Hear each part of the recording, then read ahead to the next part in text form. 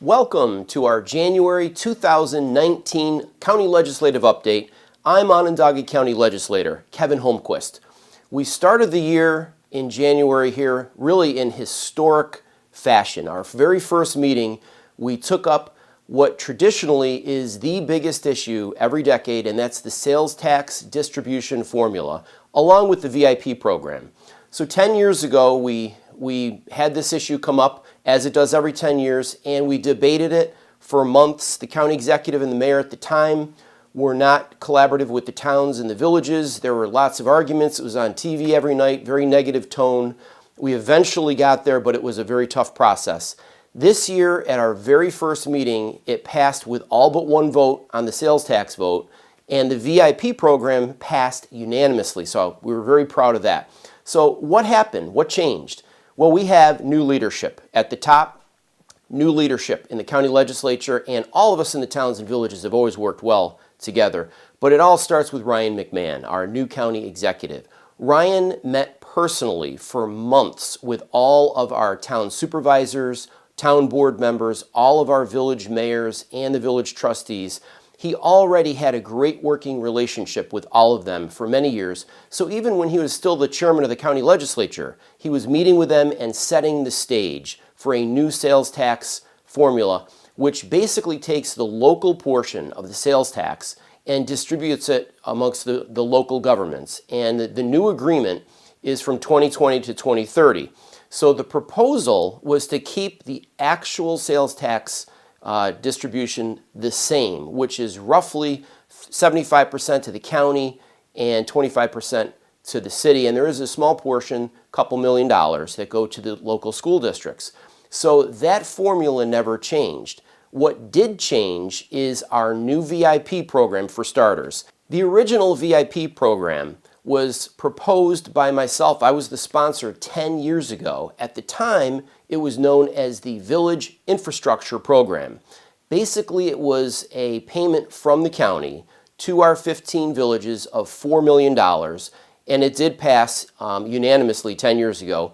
Later on, about 5 years later, we increased it to $4.5 million, which was a huge help to our villages. And it really was a recognition that in the old formula, the villages had to take their portion in cash, so it was a huge cut to them. So the VIP program was critical, and as everybody knows, the villages really have the same problems and issues and challenges that the city of Syracuse has, just on a smaller scale. So we need to support our villages. So a strong village of Fayetteville means a strong region of Fayetteville, and that's true for all 15 of our villages. So with the new VIP program, which I was also a sponsor of this year, that is now known as the Village Improvement Program. And those funds go up to $6 million in the time period between 2020 and 2030. So this is a crucial piece that is really a game changer for the villages to be able to do what they need to do to strengthen the existing infrastructure that they have in their villages. Speaking of infrastructure, that's also unofficially a part of this, that the county has committed to a lot of infrastructure investments and improvements, and we'll be talking about those later this year. Here in Manlius, that's going to start with sewers. We'll talk about that in a future blog video.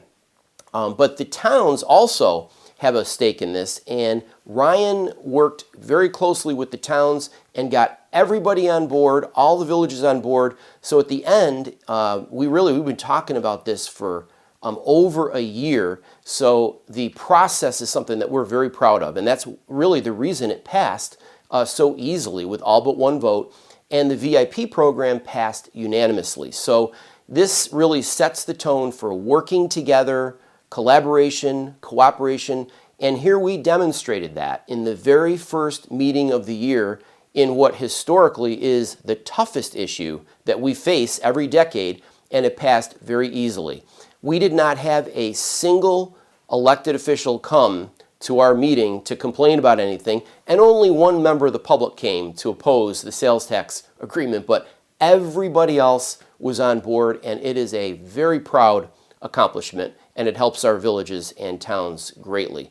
It's also a great deal for the city of Syracuse, which we need to support, and we have supported, and there'll be many, many more initiatives coming on down for the rest of the year. So in the upcoming videos, we're going to be talking about infrastructure, we're going to be talking about economic development, we're going to be talking about poverty. Those are the top three priorities of our new county executive, Ryan McMahon, and we're all on board, along with our new mayor in the city of Syracuse, Ben Walsh. And I do want to mention that Ben Walsh was instrumental in helping to work with our villages. Right out of the gate, he joined the Mayor's Association in Onondaga County, and he's been absolutely fantastic with them. And I know the president of the Onondaga County Mayor's Association, Mark Olson, has really appreciated that, as have all the mayors that have been working together.